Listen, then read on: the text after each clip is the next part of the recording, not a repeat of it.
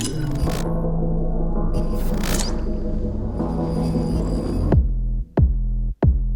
said I've been tripping with them hoes, got them Tim tipping. I've been ripping out them flows, got they been limping, hands flipping. I'm glam sipping, you can't listen. Persian Center ain't no spam in my damn kitchen. I come from lands to be amazed, they got my uncle tatted, but my pop stayed strong cause the fight mattered. I hate them stories about the mountains, make you spout a fountain and make a motherfucker sound, but the world they doubting. This who we is, who we are, make you see the stars. Yo, what's up everyone? This is Jeremy from Oddly Enough Productions. We have yet another audio walkthrough on our hands. On this one, I will be covering the basic to intermediate functions of Logic's compressor and hopefully grant some clarity to the dark audio mystery that is compression. I recommend using headphones for this one if you can. Per usual, if you enjoyed this video, feel free to hit the like button and subscribe if you're new around these parts. I'll be uploading new audio content every week. So before I go into the first part of this, I wanted to kind of do a brief overview of compressors and their history and kind of give you guys some clarity on the background to a lot of these compressors I'm going to go through during this. So first off, the first type of compression that really came about was tube compression. It's considered the oldest type of compression, obviously. It's typically has a slower response time. And by response time, I mean it's got a slower attack and a slower release. This creates your typical warm analog sound that is rarely achieved with other compressor types. It's kind of heavily sought after in the compressor world. An example of one of the first tube compressors showing right up here on screen is the Fairchild 670, or just the Fairchild compressor. You might have heard of the guys that use these types of compressors a lot. The Beatles, they used this compressor on pretty much every single one of their songs, on almost every single one of their instruments. It pretty much shaped the Beatles sound, as well as Motown. A lot of Motown artists and acts use the Fairchild compressor on their songs. So again, it's a very, very powerful compressor, and it gives you that typical warm analog sound. All right, moving on to the next one, we have optical. Okay, so optical compressors, as the name suggests, affect the dynamics of an audio signal via the light element of an optical cell. All right, what that kind of means is, in short, the louder the incoming signal, the brighter the light element, and the more compression. So the hotter the signal coming into the optical compressor, the optical sensor, the heavier the compression is, the more compression happens.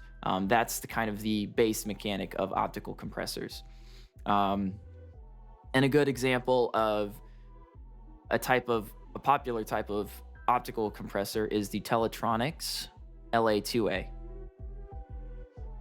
It's a super smooth compressor, and it's my personal favorite to use on almost every single vocal track I've ever mixed. So it's a great sounding compressor.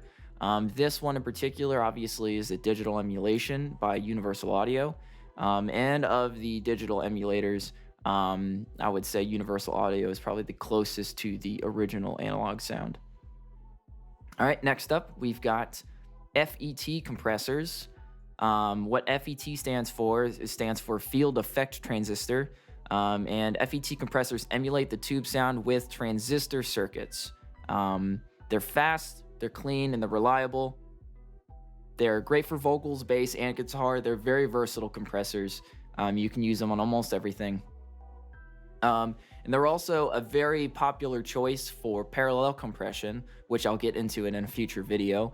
Particularly the 1176 was very, very popular for parallel compression and still is to this day.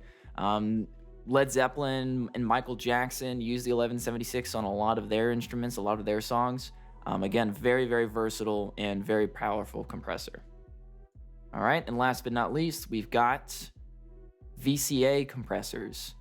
Okay, these are the newest and fastest type of compressor.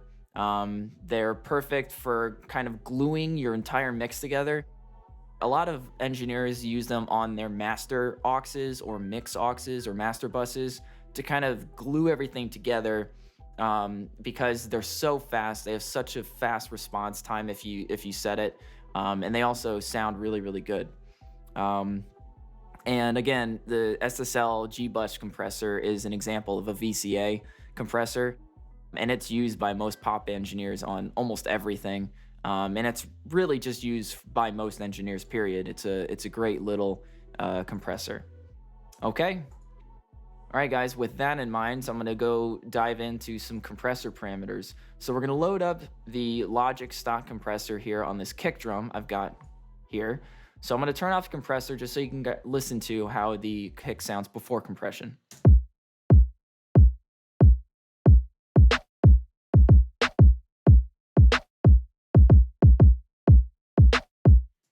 All right, it doesn't sound bad, but it definitely can sound punchier, which is what I want.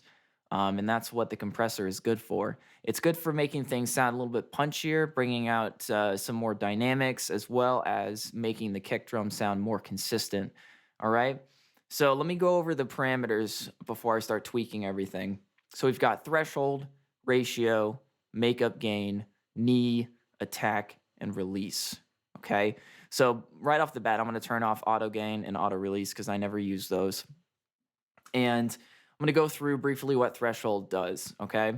So threshold essentially sets the level at which the signal coming in becomes compressed. Okay. So if I have my threshold set to -20, which it is right now by default, any signal that comes in that is above -20 will be compressed, and any signal below -20 will not be compressed. Okay. Now, so if a signal comes in at -10, for instance, that will be compressed, versus a signal that comes in at -25 will not be compressed. All right. So the threshold basically sets the arbiter to when the compressor is going to do its job. All right. So we're going to leave that at -20. All right. Then we've got ratio. Okay. Now, ratio is a little bit convoluted. I'm going to try to simplify it as much as possible for you guys so you don't get too confused, because it's very mysterious to most engineers to this day. Essentially, if my ratio is set to 2 to 1, that means for every 2 decibels that come through the threshold, they'll be reduced down to 1. Okay. So it's the same for 3 to 1. For every 3 decibels that comes in, you've got it'll be reduced down to 1 or compressed down to 1 decibel.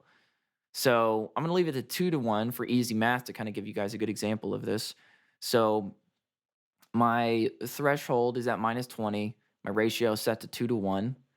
If a signal comes in that is -10, okay, the difference between -20 and -10 is obviously 10 decibels. So what that means is it's gonna, with my ratio set to 2 to 1, it's going to compress that -10 signal down to -15. Right, a 2 to 1 ratio. It's going to cut the difference of the overage in half. Okay, so if the signal comes in at -5, right, that's a difference of 15. Right, it's going to cut it down. It's going to compress it down to -7.5 or -12.5. Okay, it's going to split the difference in half. All right, so that's what ratio does. Okay. Basically, you're going to have to play with the ratio to kind of figure out what you like and what sounds better for you. And of course, makeup gain, last but not least, of the top three. Anytime you have compression, right, happening, there is going to be a little bit of a signal change, a little bit of a volume change. Now, whether it's quieter or louder depends on the parameters you have set.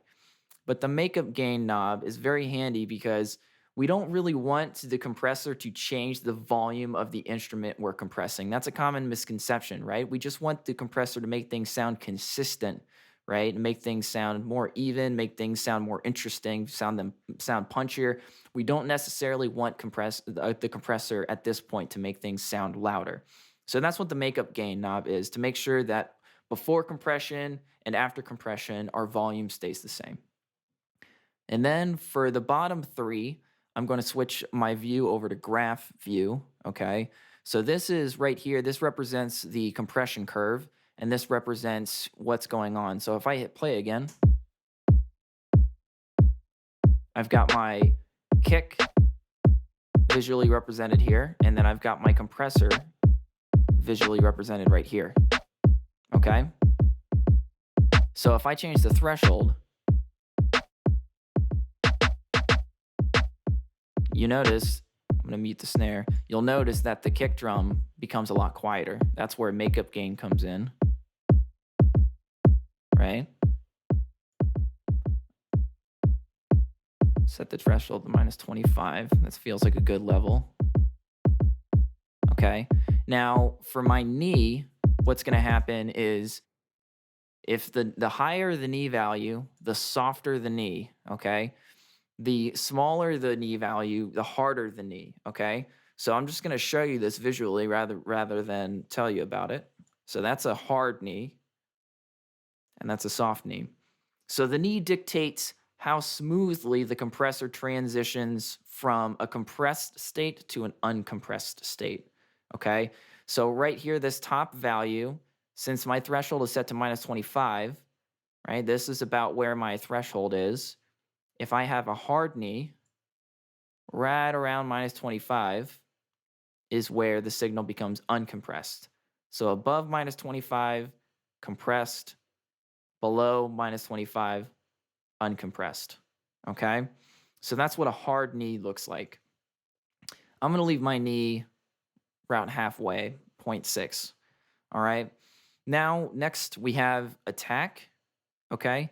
Now, if you're familiar with how attack and release applies to synthesis or a transient of a sound, then this might be a little bit backwards for you, so just bear with me, all right?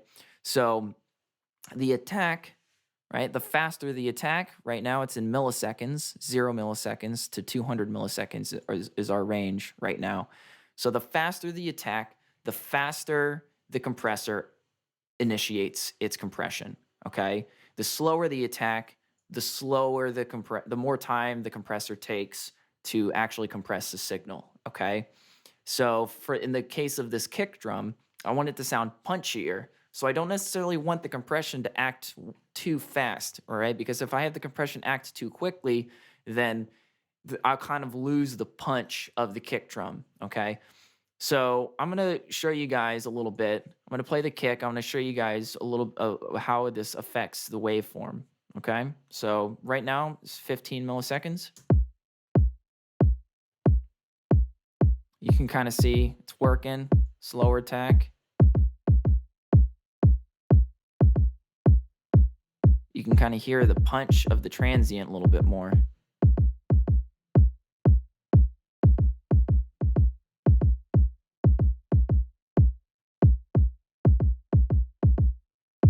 Okay, now let's see what happens if I start tweaking the release. Faster release.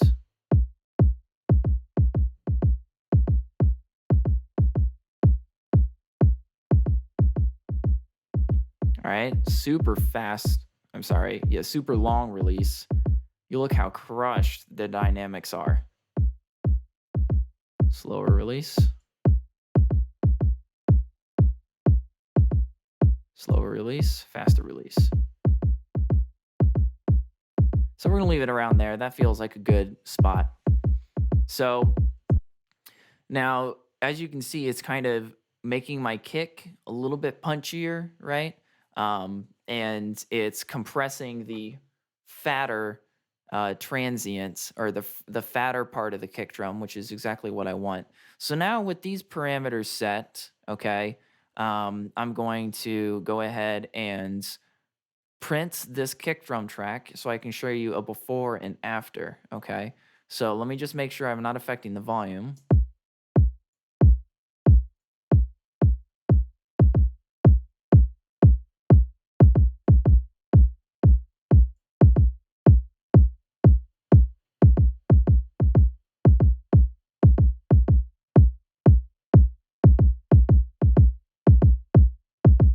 tweak my threshold a little bit more.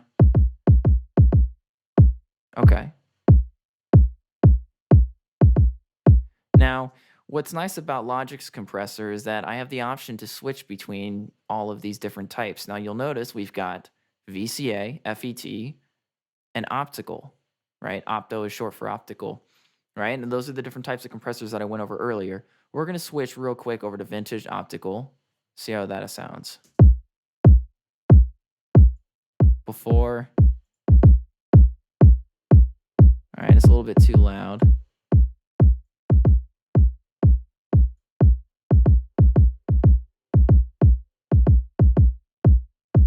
Okay.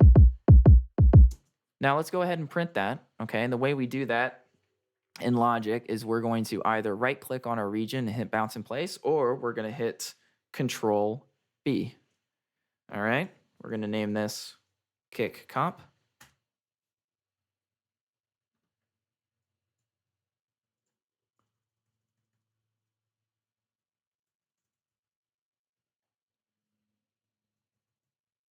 All right, zoom in here. You can kind of see a difference, right? Not much of a difference here. All right, so I don't really want that. I want a little bit harder of a compression. Okay, so I'm going to delete that.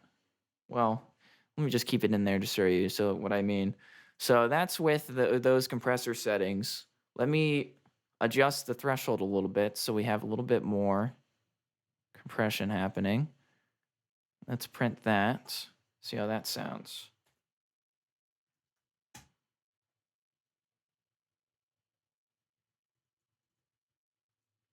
All right, we got a little bit of change.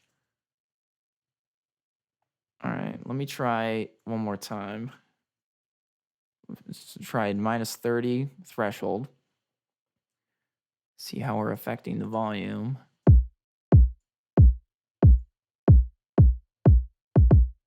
Let's do -35.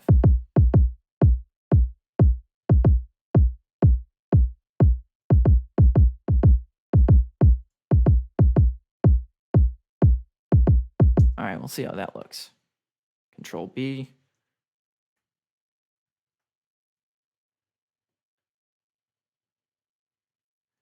There we go.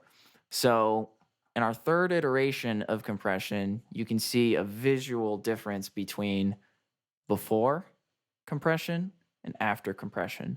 So we've got a tighter attack on the transient, right? Then we've got compression acting right there. So that's where the attack time comes in. So you'll notice here I've got a slower attack time, okay, which means the compressor is taking a longer time, about 80 milliseconds to act. All right, that's where this comes in right there. That curve right there is where the compressor is kicking in. And then we've got a release back here. Okay, so let's hear it.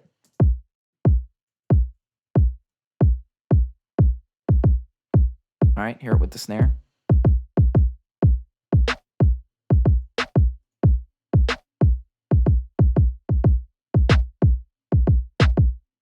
All right, sweet. So I like that. Sounds punchier. Again, I'll play before.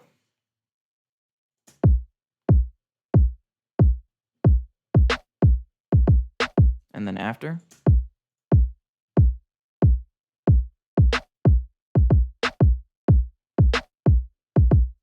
All right, so that sounds just a little bit punchier, which is the way I like it. I don't want it to be super, super compressed because that's where the parallel compression comes in later, which I'll get into again in a different video.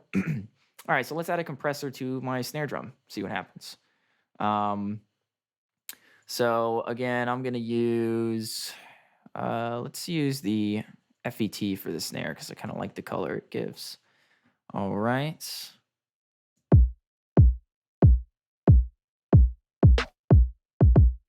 Oh yeah, it sounds nice and squashed, which is good. All right, but I don't want it to sound quieter, so let's hear before.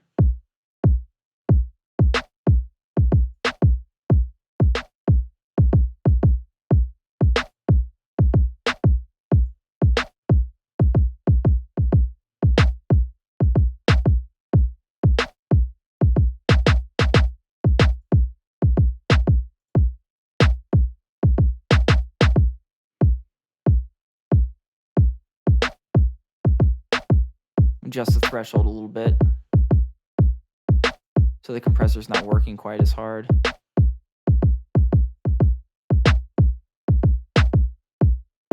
There you go. That feels good. All right, go ahead and print that.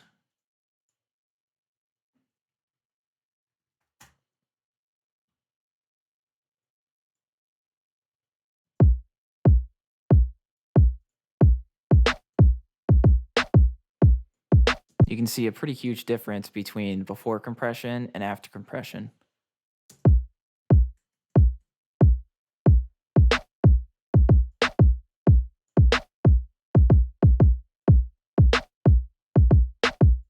All right, so that's sounds good to me.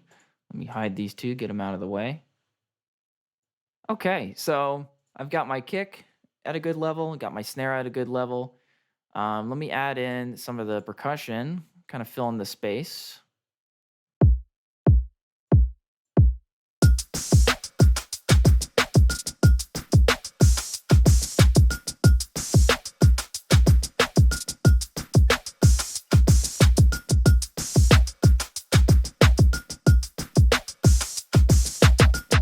Turn that down a little bit.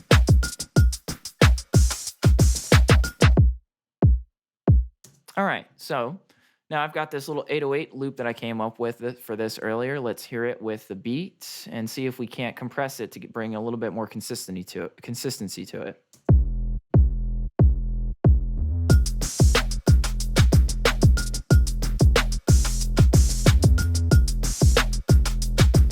All right, so it sounds nice and fat right now, but I'd like it to be even fatter and more consistent. So I'm going to bring up my favorite compressor to use on 808 bass, which is the Empirical Labs Distressor, another great compressor emulation by Universal Audio. So let's hear the 808 and see what's happening here. All right, let's add some distortion. 6:1 ratio feels good.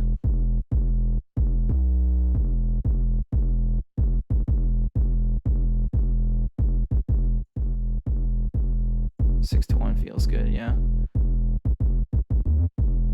Okay, let's see.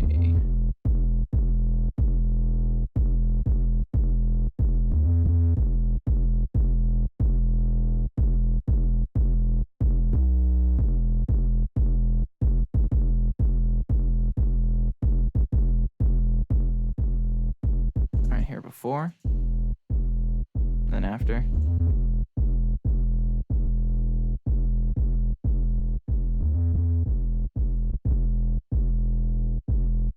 All right, subtle difference, right? Let's hear how it sounds with the mix after we print it. And again, we just want it to sound more consistent, right? We want the waveform to be a little bit more consistent, right? Because we have some spikes here, some attack spikes, which is fine, but you know, I want it to sound a little bit more like an 808, which is nice and fat. And you can tell here when I zoom in that the compressor is really, really crushing this 808. Okay, it's making it more consistent. All right, you can see a difference in dynamics there versus there. Okay, so let's hear that in the mix.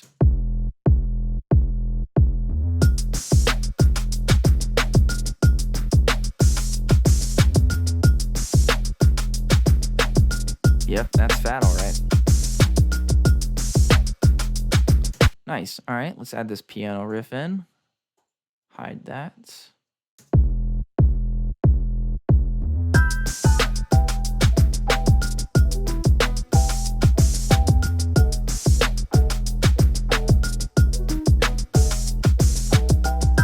All right, yeah, that sounds good. Let me just add the 1176 to it to see if I can't add a little bit of a color to it.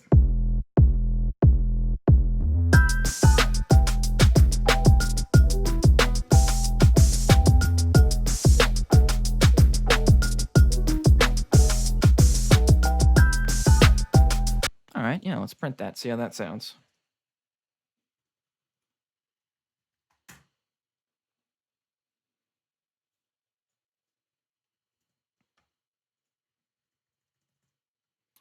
So yeah, not much to see here as far as difference in waveform.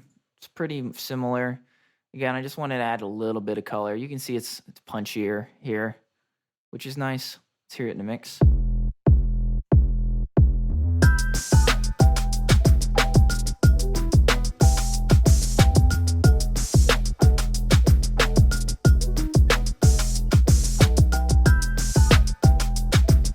All right, that feels pretty good. Now let's add these vocals on top of that. I said I've been tripping with them hoes, got them tipping, I've been ripping out them flows, got they been limping, hands flipping, I'm glam sipping, you can't. Now the vocals seem a little quiet, so let me go ahead and boost them a little bit. See how that sounds. I said I've been tripping with them hoes, got them tipping, I've been ripping out them flows, got they been limping, hands flipping, I'm glam sipping, you can't listen. Persian Center ain't no spam in my damn kitchen. I come from lands to be amazed, they got my uncle tatted. Yeah, it sounds loud enough in the mix, but again, it sounds pretty inconsistent, right? Which is not what we're going for, especially when we're going for a hip-hop vocal. So let me pull up the Teletronics LA2A, right, which is the optical compressor I was telling you guys about earlier. And let's see what happens. I said I've been tripping with them hoes, got them tipping, I've been ripping out them flows, got they been limping, hands flipping, I'm glam sipping, you can't listen. Persian Center ain't no spam in my damn kitchen. I come from lands to be amazed, they got my uncle tatted, but my pop stays strong cause the fight mattered. I hate them stories about the mountains, make you spout a fountain, and make a motherfucker sound with the world of doubting. Peak reduction is how much compression you want. So I want a good amount of compression, and I want things to be just as loud as they were before. I said I've been tripping with them hoes, got them tipping, I've been ripping out them flows, got they been limping, hands flipping, I'm glam sipping, you can't listen. Persian Center ain't no spam in my damn kitchen. I come from lands to be amazed. Now the part I want to focus on right here is when he says no spam in my damn kitchen, right? With before compression, it was notably louder than the rest of the vocals. Hands flipping, I'm glam sipping, you can't listen. Persian Center ain't no spam in my damn kitchen. All right, versus after the compression. Hands flipping, I'm glam sipping, you can't listen. Persian Center ain't no spam in my damn kitchen. I come from lands to be amazed, they got. It's nice and even, all right, which is what we want, nice and consistent, all right? Now let me go ahead and add in this instance of Fab Filter, add a little de-essing here. I said I've been tripping with them hoes, got them tipping, I've been ripping out them flows, got they been limping, hands flipping, I'm glam sipping, you can't listen. Persian Center ain't no spam in my damn kitchen. All right, sounds good. So let me just print this real quick for entertainment's sake, just so I can show you guys the difference in the waveform again.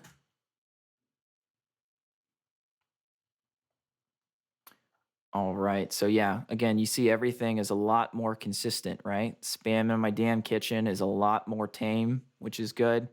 Everything seems just fatter, which is what we want. Let me add in effects that I've already routed.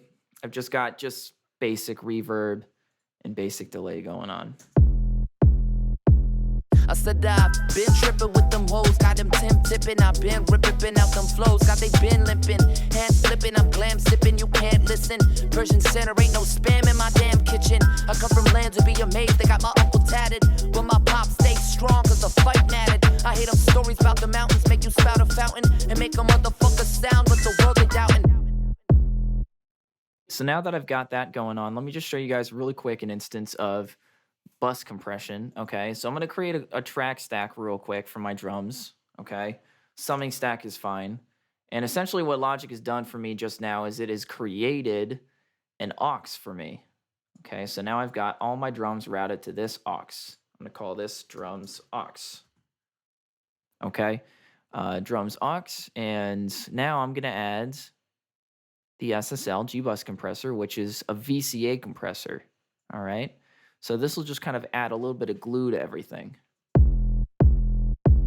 I said I've been tripping with them hoes, got them tipping, I've been ripping out them flows, got they been limping, hands flipping, I'm glam sipping, you can't listen. Persian Center ain't no spam in my damn kitchen.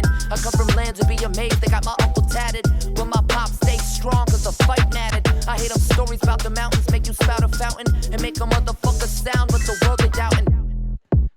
really want a lot of compression. Again, this is mostly just to glue my drums together, so I'm gonna keep the needle within this range.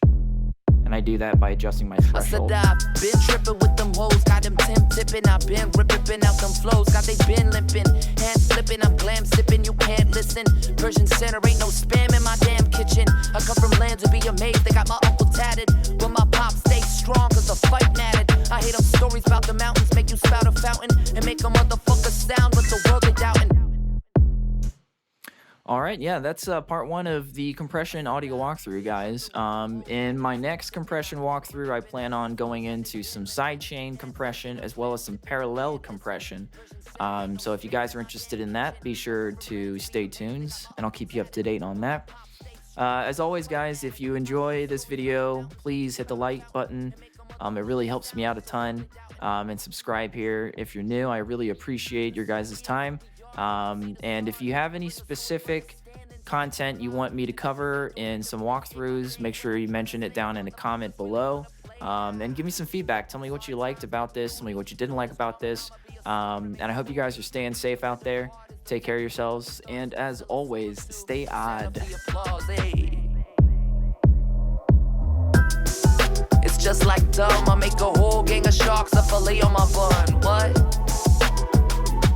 You better keep your hands down when you talk to the sun, yeah. It's just like dumb. I make a whole gang of sharks, a fillet on my bun. Check. You better keep your hands down when you talk to the sun, yeah.